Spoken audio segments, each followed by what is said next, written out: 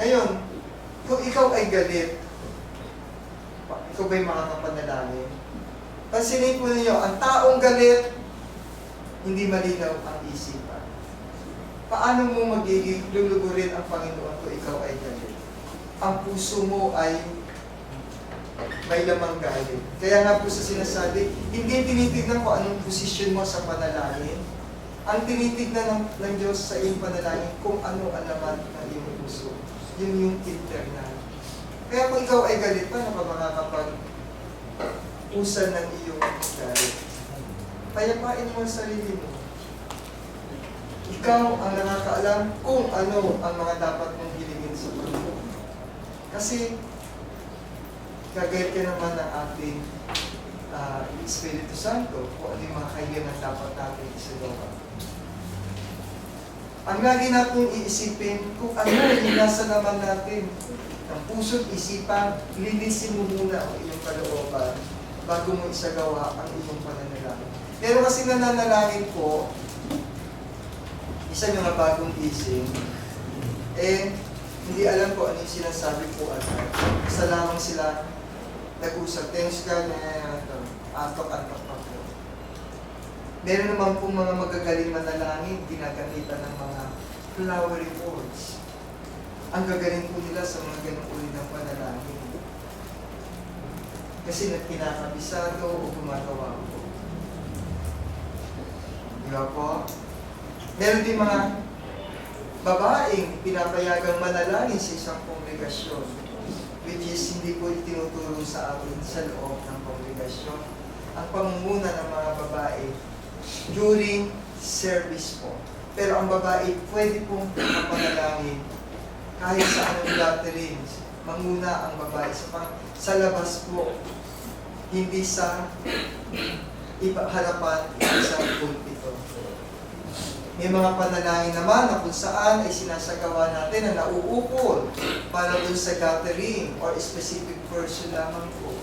Kaya depende po kung ano at kung kailan isasagawa ang mga panalangin na dapat natin isagawa. Sige po. Sa aking pananaw, Brad, ang ating kinagis ng religion, katulad ng Katolik, marami pala silang itinuturo na mali sa mga tao. Una-una, pagsamba sa mga Diyos-Diyosan, panalangin ng mga paulit-ulit. At yung paman, ang malaking kasalanan ng ginawa nila, ang pagsamba kay Kristo sa 9 ng January. Nazareno po. Kapal ng tao, wala nang, hindi mahulugan ng karayo. Ang dami ang nagkakasala pala pagka ganyan. Sa ating tinagis ng katuruan ng ating matatanda, dahil yun ay dala sa atin ng Kastila. Kaya nga si Osiris ay pinatay, kaya binasa niya ang Bible. Natalino siya, memorize siya ang Bible. Nilabanan niya ang Kastila, dahil mali ang katuruan niya. Kaya siya ay pinatay, para hindi mo wala ang katuruan ng mga. Salamat. Yung pong mga katuruan na kung saan ay sinasagawa ng ibang mga reliyon, ay kumikilos po ang Diyos sa bawat sandali. Kung saan itinutuwid sa ibang mga pagkakataon. Kung kaya't binibigyan tayo ng iba't ibang kaalaman. Kaya po tayo ay nag-aaralan, ay upang matanto natin yung mga kaaralan na mali na naitutuwid po. Dahil kumikilos po ang Diyos sa bawat pananampalataya natin. Mapapansin niyo po sa ngayon kung saan ay nababago na yung mga set-up o yung mga practices na ito.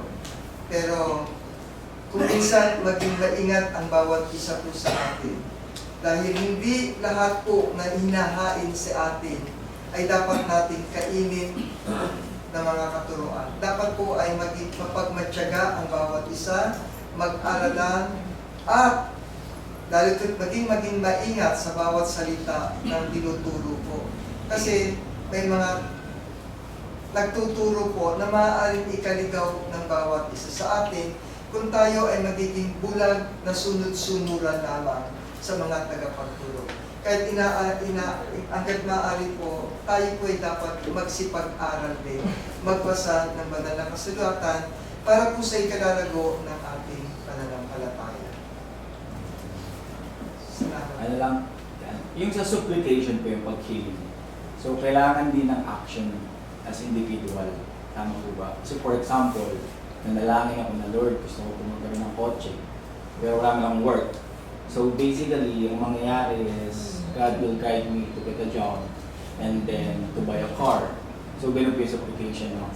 Kailangan mo din ng individual action when you state your prayer. Kasi pwede kang humiling lang ng something, like supplication na, Lord, gusto ko ng car, pero meron lang ginagawang action as individual. Okay po. Tama yun. Ganito po kasi yan. Sinasabi doon, di ba, ang panalangin, ang pananampalataya, walang gawa ay baog. Sorry po. Ganon din ang panalangin.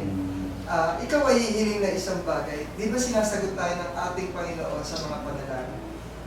Not now, not today, or maybe someday. Ganun ang sagot ng ating Panginoon.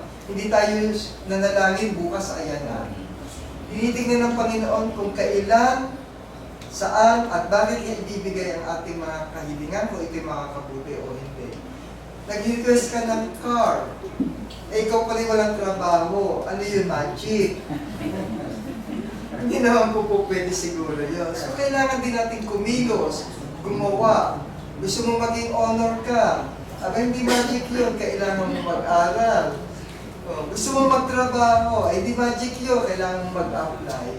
So, kailangan din po natin ang gawa, ang ating pananampalataya na may gawa upang ibigay ang ating mga kahilingan. Okay, kung wala na pong tanong, tayo po yung magpapatuloy sa ating gawain. Gandang umaga po sa lahat.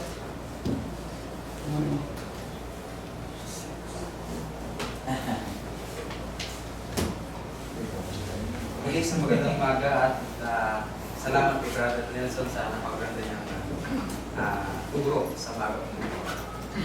At bago po tayo dumako sa sentro ng ating pananambahan ay umaway po muna tayo sa